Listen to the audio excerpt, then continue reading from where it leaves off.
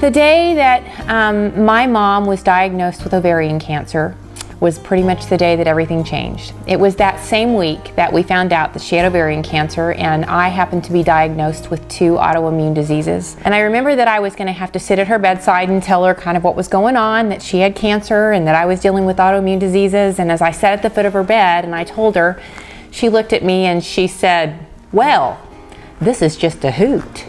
And we laughed. And it was at that moment that she looked at me and she said, "You know, Lisa, we're gonna make this journey about joy.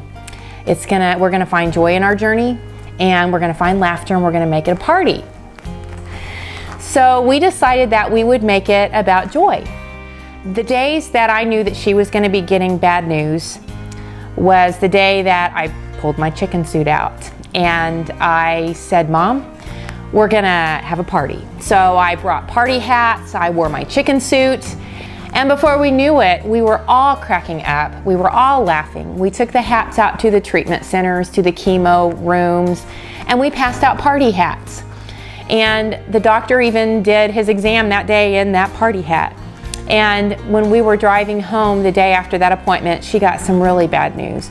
She looked at me and she said, "I feel kind of guilty because I really had a fun day and we just really got some bad news." And so it's just kind of been evolving into just sharing our joy. And a lot of people have said, how can you have joy in a really bad thing like cancer? And the answer is, we have chose to give back. On the days that we have had the hardest days, the days that I get up and my legs don't work, I think, what can I do to help other people? How can I help them find joy in their journey? So it was my mom's dream and my dream as well. And we'd always say, wouldn't it be great to have like a nonprofit group where we could really make a difference, where we could share our journey? And that's when we started talking about all of the tools that God has gifted us with. Everybody has a gift, everybody has a tool. And I just happened to have silly dogs. I had a silly bulldog named Mavis Pearl, and they were all certified therapy dogs. We actually went to go get a puppy bulldog in Yukon, Oklahoma. And when we went and we chose the puppy. And the breeder looked at me and she said, "You know, we've got a dog that we were going to use as a show dog, but she's really called to something great. Would you consider looking at her, because I think that this dog is your dog?" She opened up the crate and Mavis just came out, and that was it. She stole my heart. I knew she was called to great things. She was absolutely the sweetest dog I've ever seen. And I got invited one day to take Mavis to a hospital visit. And we're able to go in there since she's certified. And I went in, and I mean, it was just amazing what happened. There was laughter and there was joy, and it just kind of took off from there. Mavis just kind of took on a life of her own, because you just can't not laugh when you're around a funny bulldog. But put a pink tutu and a pink wig on it, and then you've really got something funny. Mavis Pearl has a following like no other. She's getting ready to have about 9,000 likes, which completely blows my mind. But one day I went to a hospital visit and I had a little stuffed bulldog, and I was taking Mavis with me. So I slapped a tutu on that bulldog and I put a little bandana around its neck and I took it to the hospital, and you would have thought that I brought solid gold to that hospital. And I sat there and I thought, this is really cool. The little stuffed Mavis was born. They're all handmade. We have a precious, precious girl that hand does these tutus. We've got another girl that embroiders the little bandanas. And they've now just kind of grown into being individualized. We have these in camo that we send to men overseas and women overseas. What's really special is my mom is in the latter days of her cancer. We don't really know how much longer she has. We're hoping a lot. But she prays for every single one of these bulldogs. She literally holds them, she talks to them, where are you going to be going? And she just sends them off with a blessing and a prayer. We're now at the Tulsa Cancer Institute. We go to every chemo patient. Every chemo chair gets a dog. Mavis goes with me. We make visits. It's just amazing what a dog can do. We were asked to go to a hospital recently, and I just kind of got out of the elevator and Mavis just took off. And I was like, well, she obviously knows where she's going. So we went to the room, and I was kind of asking, are we in the right room? And sure enough, we were. Mavis just knew.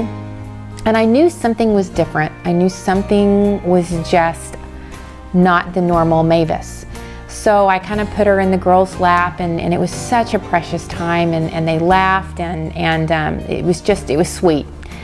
And I found out shortly after we left that the precious little girl passed away. And the mom had said to me that it just blessed her heart so much to see her daughter laughing in that way before she passed away. It's just, Mavis has just got this angelic sense about her of what's going on. And so that's really been neat, because she was called to great things, and it's just kind of amazing how it's all fit into Joy in the Cause, because she's an integral part of the program, because we take Mavis to hospitals, we take her to cancer treatment centers. Mavis goes and just brings a smile, and really that's what Joy in the Cause is all about. And just recently, the Sand Springs 4th grade cheerleaders wanted to do a fundraiser, and they wanted to see how many dogs that they could get sponsored, because that's how we're able to keep going with these dogs. People sponsor and make donations, and we purchase these bulldogs that go to these cancer patients, because we do not want any patient to ever pay for a dog. So these girls sponsored 179 dogs. And that whole community was touched profoundly by this little cheerleading squad. You know, someone came and asked me the other day, how are you getting through the hardest part of your mom's cancer? I said, by giving. On the hardest days, I get up and I deliver bulldogs, and I go and I visit people, and I take Mavis with me.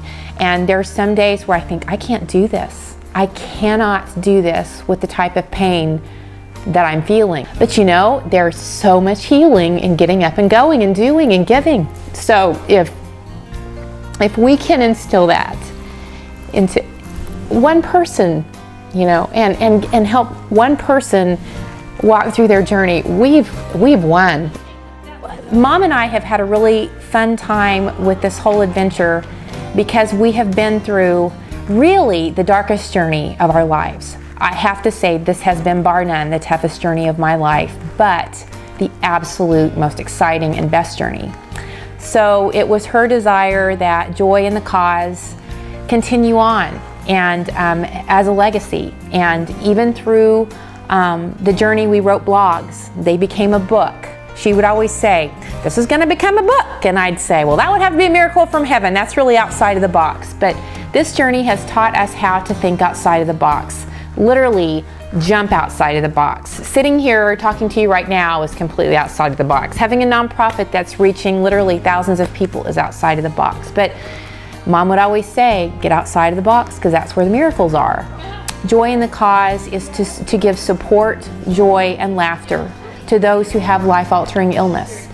And we're just excited about the people that we've yet to meet.